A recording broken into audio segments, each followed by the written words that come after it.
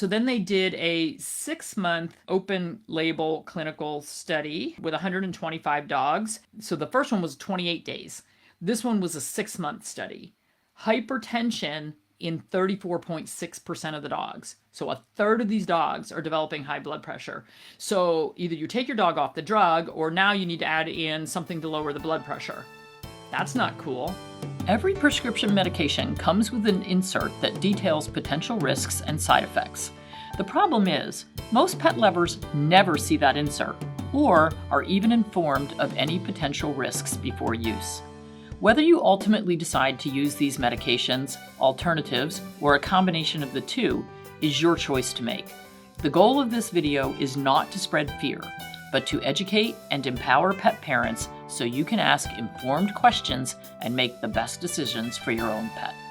Today we want to talk about phenylpropanolamine, also known as PPA, or the brand name Proin, which is I believe the only phenylpropanolamine hydrochloride product licensed and labeled for use in dogs. This one is a big problem, and this one is close to my heart because I pretty much wrecked one of my dogs with 1 dose of this drug. So really kind of a nightmare. I have my nice highlighted product insert that's going to give us percentages of times the reactions occur and all that kind of stuff. So just as a general overview, this drug is used for control of urinary incontinence in male or female dogs due to urethral sphincter hypotonus, basically a weak bladder sphincter. And so what it's doing is causing the sphincter to tighten up and hold and not let the urine leak out, which happens most often when they're in a sitting position or they're lying down asleep and everything relaxes. And then when they get up and walk away, you go, oh crap, the sofa's wet. Most commonly reported side effects, we'll go through these a little more in depth,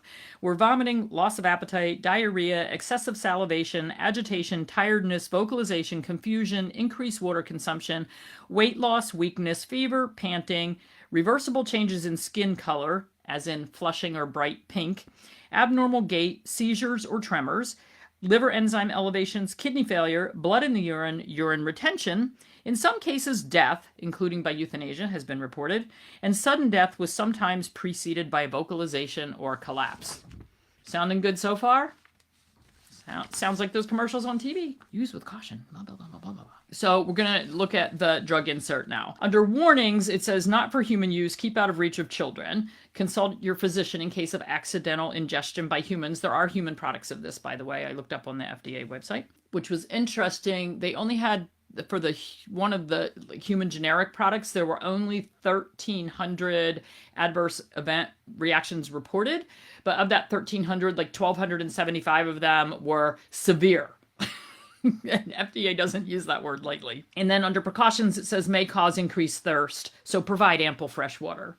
Don't worry about why you have increased thirst. Just give them more water. Use in dogs with incontinence due to a urinary tract infection will mask the symptoms. It is not effective in dogs with incontinence due to neurologic disease or malformation. So if they have disc disease, paralysis, neurologic problems with the nerves or the spine, ain't gonna work. Proin may cause hypertension. Therefore, use with caution in dogs with pre-existing heart disease. Well, that's most of our seniors. Hypertension, that's a lot of our dogs, and very rarely is blood pressure measured. Liver disease, kidney insufficiency, that's most of our seniors. Diabetes, glaucoma, and conditions with a predilection for hypertension. They don't have it in here, but that would be Cushing's disease. Use with caution in dogs receiving a bunch of other classes of drugs, sympathomimetic drugs, tricyclic antidepressants, and monoamine oxidase inhibitors, as increased toxicity may result. So we would have to look up drug interactions, but there's a bunch. And that's what we would use our formulary for. I should have looked it up. Let's see. And also should be used with caution with some of the gas anesthetics, particularly halogenated gas anesthetics, because it can increase risk of cardiac arrhythmias, something you really don't want while you have your dog under anesthesia. A laboratory study on human blood revealed that PPA used in conjunction with aspirin will potentiate the decreased platelet stickiness.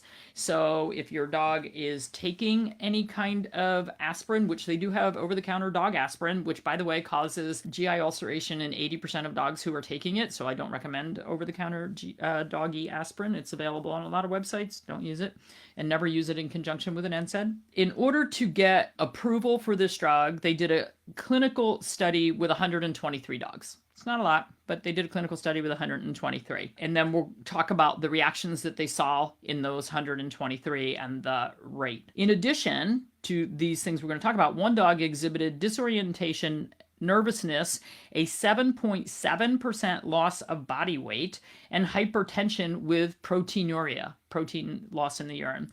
A second dog exhibited restless behavior, lethargy, a 2.8% body weight loss, and proteinuria, protein in the urine. This is not so good. All right, so adverse reactions that they saw in a 28-day controlled study with 123 treated dogs. Vomiting in 20.3% of the dogs. That's a lot. Hypertension in 19.5%. So that's a fifth of the dogs are going to have hypertension with this drug. How many of you with dogs on this drug are having blood pressure monitored often with your dog? You need to monitor the blood pressure. Anorexia or loss of appetite in 16.3%. Greater than 5% body weight loss in 16.1%. So is that because they're losing protein in their urine and losing protein in their bowel? Is it because they're not absorbing the proteins? Why are we getting so much weight loss? Anxiety, aggression, behavior change, 9.7%. Diarrhea, 7.3%. Increased thirst, 6.5%. Lethargy, 5.7%.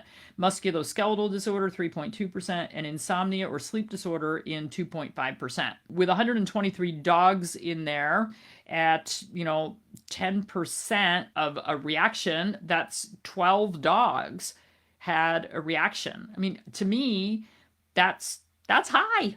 Really high. So then they did a 6-month open label clinical study with 125 dogs. So the first one was 28 days. This one was a 6-month study. Hypertension in 34.6% of the dogs. So a third of these dogs are developing high blood pressure. So either you take your dog off the drug or now you need to add in something to lower the blood pressure. That's not cool. Body weight loss greater than 5%, 24.8% of the dogs. Maybe it's okay if your dog started out obese, but if they didn't, you got a problem. Vomiting in 19.7%, proteinuria in 15.3%, loss of appetite 10.2%, diarrhea 6.4%, lethargy 5.7%, anxiety, behavior change, aggression 5.7%. So 125 dogs, that's about 7 of them became aggressive. I don't think it's worth it. I'd rather clean up pee. Post-approval experience, and this is only as of 2015. They have not updated this since 2015. And remember that only 1% of adverse reactions are reported, at least that's the estimate. So gastrointestinal, vomiting, anorexia, diarrhea, hypersalivation. Behavioral, agitation, lethargy, vocalization, confusion. General body system, increased thirst, weight loss, weakness, and fever. Respiratory, panting. Dermatological, erythema, which is that red skin, and piloerection, which is their hair standing up. Liver, elevated ALT and ALK Phos. Neurologic, they've seen had reported ataxia, seizures, and tremors. For the urinary system, kidney failure, bloody urine, urinary retention. That's a bigger problem than leaking urine.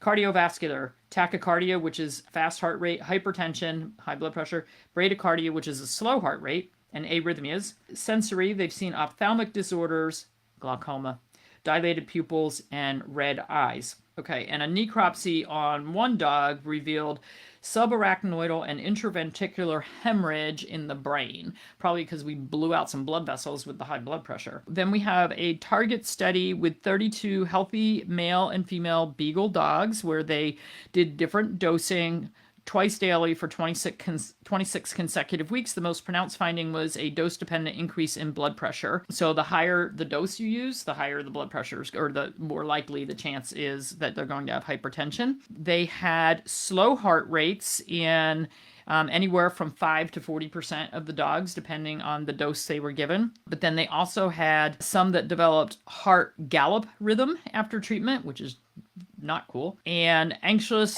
Anxious and restless behavior was seen more frequently in the treated dogs than in the control groups. Decline in body weight and body condition was observed in females in all 4 dosage groups.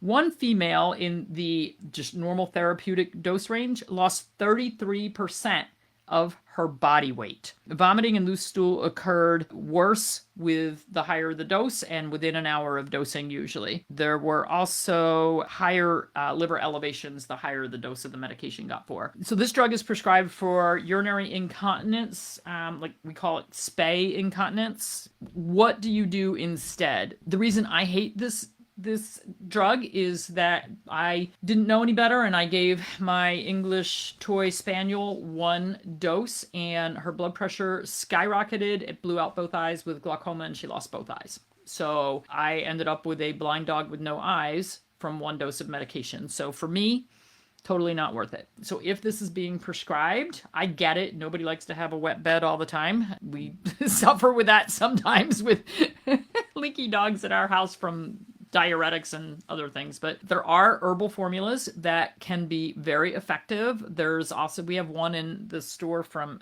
Hilton Herbs, and I'm not doing this series to get you guys to buy stuff from us. So for all the haters that are saying, oh, she's just trying to sell products, that's not my goal here. I'm trying to give you alternatives, and I'm trying to educate you. I don't care if you buy stuff from us or not. That has no bearing on this. I'm trying to educate you. I don't want you to have your dog lose both eyes to glaucoma. There's also Homeopet makes Leaks No More, which is a homeopathic product. And if you have a homeopathic veterinarian that you work with, they can prescribe homeopathic remedies that are more closely aligned with the particular symptoms, time of day they're leaking, that sort of thing.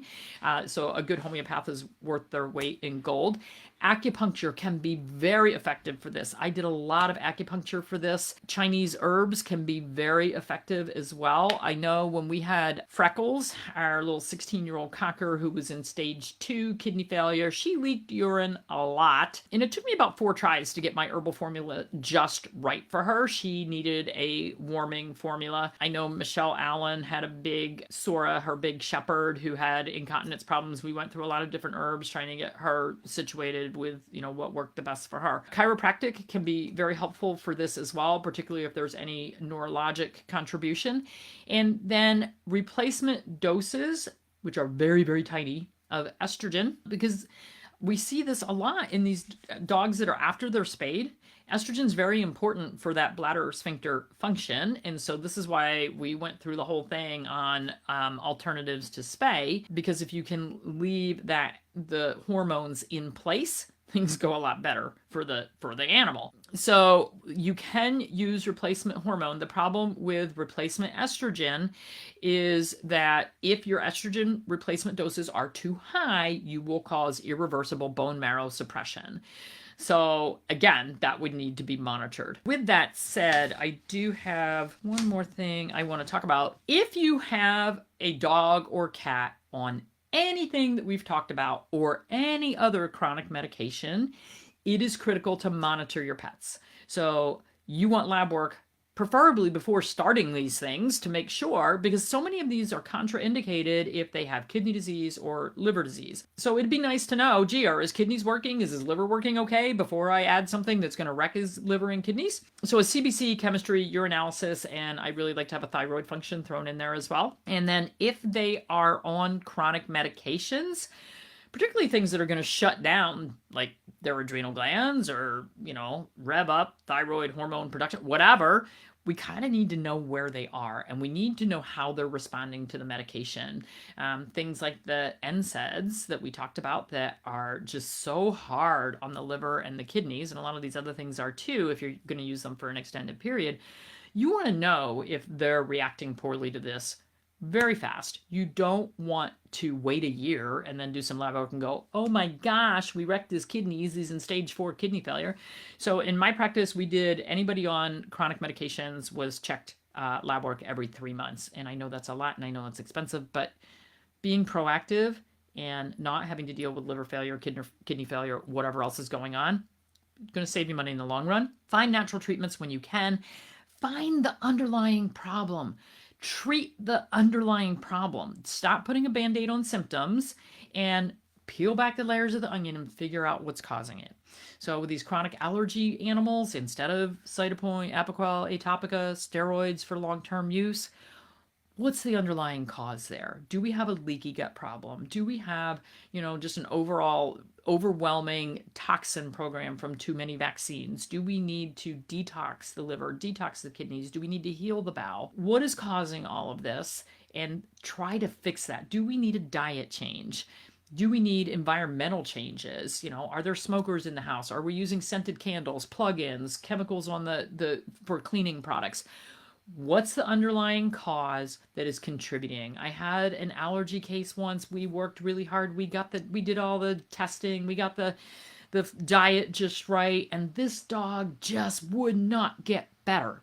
It was a foster dog, and I finally started really getting frustrated and saying there's something else causing this dog to continue to break out. And I started asking a lot of questions, and what we finally came up with was, in this foster dog situation, the foster parent, who was awesome, had a lot of dogs, and a lot of those dogs had some chronic infections, skin infections, ear infections, whatever, because she would take in all these animals who needed a lot of work.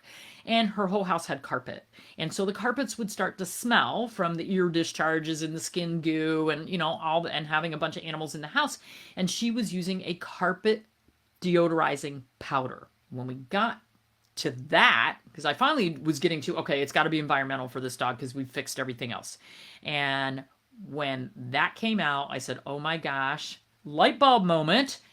We got rid of the carpet deodorizer. She had all the carpets cleaned, and the dog's skin was beautiful. Never had a problem again after that. Diabetic dogs are really prone to urinary tract infections. And so you're going to need to treat them occasionally. I do recommend keeping those dogs on things that will help prevent the bladder infections. Have them on cranberry, D-mannose, all the different things. We have that in blogs. But I would definitely be keeping them on some urinary tract support. Definitely on a high moisture diet. But if the dog does develop an infection, you want to get a culture. You want to know exactly what it's sensitive to. You want to use the least obnoxious of the antibiotics on that list that it's sensitive to. And then do it for the shortest period of time that we can get away with and get rid of the infection. So, maybe that's 5 days, maybe that's 7 days, maybe that's 14. It's going to be different for every dog. Your veterinarian is going to have to make that call. And, we've got to keep infection under control. And, if you have a homeopath that you can work with to help with that, we do have Chinese medicine herbs there's one called Red Front Door that is really good for urinary tract infections. Simal San works really well for damp heat down there. There are other things that can be done. We had a little paralyzed cat, paralyzed all four, born with an issue, and so he couldn't empty his bladder on his own, had to be expressed all the time. He had a little four-wheeled cart. He was really cute. We managed him with Chinese herbs because he was really prone to getting bladder infections because he couldn't empty his bladder on his own. We kept him on and off some Chinese herbs, and he did really, really well. Another one is 8 Righteous is another good one for infections.